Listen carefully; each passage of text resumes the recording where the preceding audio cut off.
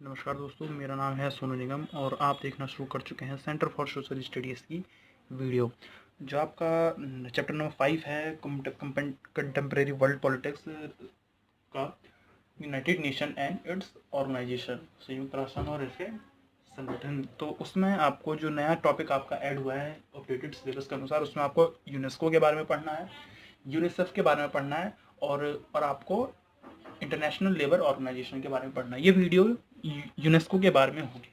तो यूनेस्को के बारे में ये ज़्यादा बड़ा टॉपिक नहीं है, 1 या 2 नंबर में ये आएगा। ज़्यादा से ज़्यादा आपसे ये पूछ सकता है कि कब स्थापित हुआ, इसका फुल फॉर्म क्या है, वगैरह वगैरह, लेकिन बड़ा टॉपिक नहीं है, इसीलिए मैं इसको बहुत छोटी वीडियो में आपको बताऊंगा।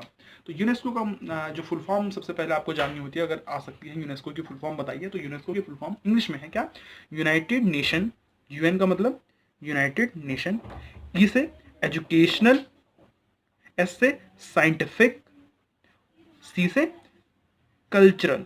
United Nation Educational, Scientific and Cultural Organisation, UNESCO. Hindi में क्या कहते हैं इसको?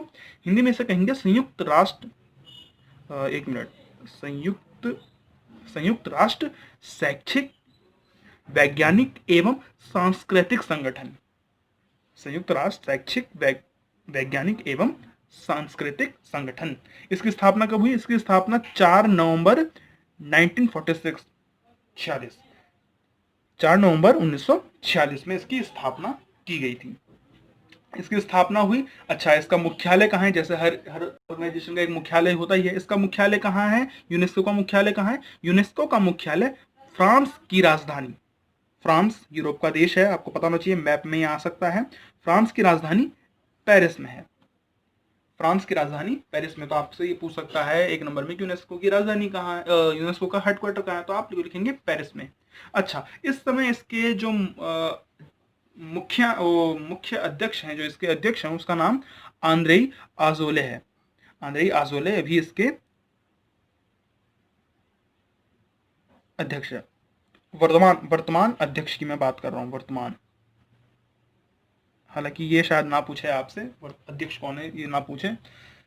अब यूनेस्को को बनाने का या यूनेस्को की स्थापना करने का उद्देश्य क्या था? तो उद्देश्य आपको आ सकता है 2 नंबर में लिखने के लिए, क्योंकि मैंने 2 उद्देश्य में इसको बांट दिया है 2 में, इसीलिए आपको लिखें 2 नंबर में ये आ सकता है। मुख्य उद्देश्य इसके क्या थे? तो यूनेस्को का मुख्य उद्देश्य था, सबसे पहले तो नाम से ही पता चल रहा है कि यूनेस्को का मुख्य उद्देश्य शिक्षा, विज्ञान, समाज और निर्विज्ञान, निर्विज्ञान मतलब एंथ्रोपोलॉजी, यानी कि मानव विज्ञान, कि मानव का विकास कैसे हुआ, ये सब पता लगाना, इन सब चीज को बढ़ावा देना है ना। इसका मतलब क्या है? इसका समाज और निर्विज्ञान का मतलब क्या है, और शिक्षा और विज्ञान से यहाँ पे मतलब क्या है? देखिए, अंधविश्वास को दूर करना। जो लोग हैं वो काफी पहले अंधविश्वासी थे, तो इस वजह से काफी नुकसान होता था। लोग जो है डॉक्टर के पास इलाज कराने की जगह घर में जो है अपने मान्यताओं के अनुसार, अंधविश्वासों के अनुसार लोग कर रहे। जैसे कि आपको पता है चेचक के जो, जिनको लोग कहते हैं माता आ गई, तो लोग उसका जो है उसके बारे में कोई इलाज नहीं कराते थे, और उनको लगता था कि ये तो भगवान की देन है, तो लोग इलाज नहीं कराते। लेकिन चेचक का फिर जो है इंजेक्शन आया, चेचक का जो है वैक्सीन आई, तो फिर ये सब विज्ञान पे शोध वगैरह खर्च करके ही ये सब दिखाया गया। और पूरी दुनिया में शिक्षा का प्रसार करने के लिए एजुकेशन के ऊपर ही, मान लीजिए कि क्या करता है यूनेस्को, कि यूनेस्को जो है किसी आदिवासी इलाके में बच्चों की शिक्षा के लिए किसी स्कूल को अडॉप्ट कर ले और उसका फंड वो जारी कर दे और कह दे कि आपका जितना खर्चा होगा हम देंगे। तो इन सब चीज़ों पे ये जोर देता है। निर्विज्ञान का मतलब यहाँ पे क्या है? निर्विज्ञान का मतलब एंथ्रोपोलॉजी, यानी कि मानव विज्ञान, के मानव की उत्पत्ति कैसी हुई, इन सब चीज़ों के बारे में बताना, अंधविश्वास को दूर करना। सांस्कृतिक और संचार को बढ़ावा देना, संस्कृति को, जो लोगों की संस्कृति है उनको रक्षा प्रदान करना, ऐसे कार्य करना कि उनकी संस्कृति बनी रहे। तो इन सब चीज़ों पे ये काम करता है। तो अब मैं आपको एक चीज़ अभी इसमें और बताऊंगा, आपको बड़ा इंटरेस्टिंग है लेकिन ये मुख्य उद्देश्य आपको पता होने चाहिए। क्या है इसके मुख्य उद्देश्य?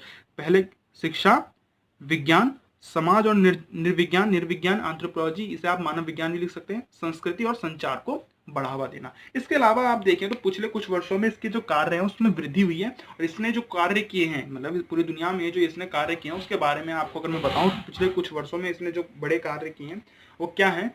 ये यूनेस्को द्वारा किए गए कुछ विशेष कार्य क्या है? साक्षरता में, साक्षरता मतलब लोगों के पढ़ने लिखने की क्षमता, कि वो उनको बेसिक अखबार पढ़ना लिखना आ जाए, तो इन सब चीज़ों में योगदान देता है। तो दुनिया भर में साक्षरता प्रोग्राम चलाने के लिए इसने पैसे दिए। यहाँ तक कि जैसे कि इसने भारत में भी जो है साक्षरता को बढ़ाने के लिए कई बार फंड जारी किया। कई देशों में फंड जारी करता है, गरीब देशों में, अफ्रीका के देशों में भी कई बार ये फंड जारी करते हैं उनकी साक्षरता बढ़ाने के लिए, शिक्षा बढ़ाने के लिए।